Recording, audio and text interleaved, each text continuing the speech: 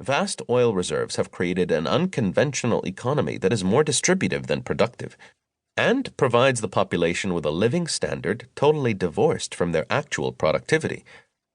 Unlike many Muslim countries, there is no talk in Saudi Arabia of reintroducing Islamic law because it never disappeared. All of this makes Saudi Arabia different, not only from the West, but also from other Arab countries.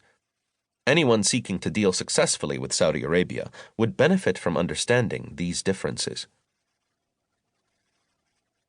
Saudi Arabia also remains an important country. Much of the global economy still relies on stable, predictable Saudi oil production. Whether the pulpit in Mecca is used to promote religious tolerance or intolerance matters to Muslims and non-Muslims alike. Without a stable and cooperative government in Riyadh, confronting terrorism, managing the global economy, containing revolutionary Iran, or resolving the Arab-Israeli conflict would all be more difficult tasks. Saudi Arabia is in the midst of a remarkable, difficult, and unsettling period of change. Vision 2030, the Crown Prince's blueprint for the country's future, is the most radical set of economic and social reforms seen there for half a century.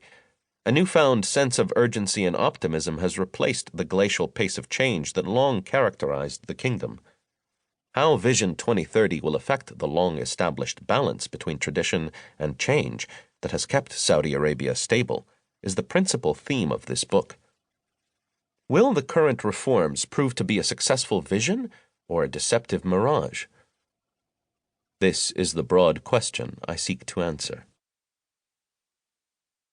Introduction. The noblest pleasure is the joy of understanding. Leonardo da Vinci. The first question to ask about Saudi Arabia is not when will its government collapse, but why is it still here?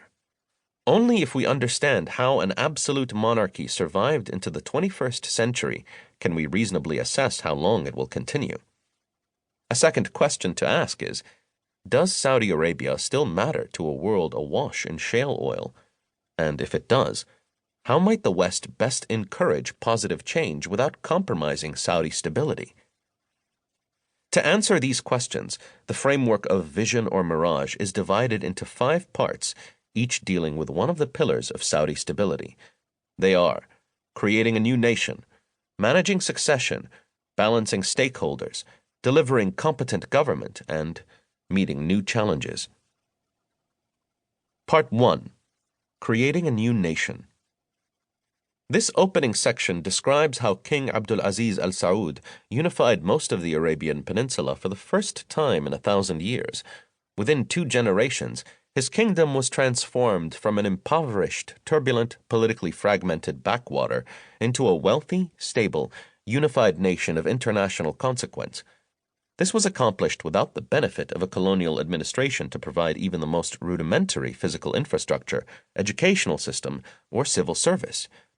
It was by no means inevitable. King Abdulaziz's achievement continues to supply a sense of historic legitimacy that underpins the House of Saud.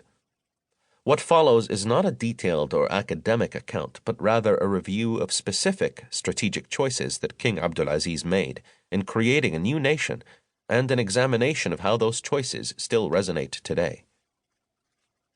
Chapter 1 explains how in 1744 King Salman's forefathers first used religion to unite the wandering tribes and quarreling towns of Central Arabia.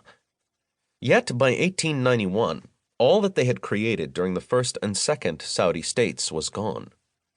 Chapter 2 explains how, between 1902 and 1926, King Abdulaziz utilized the collapse of the Ottoman Empire and the support of Great Britain to re-establish his family dynasty and create the current Third Saudi state.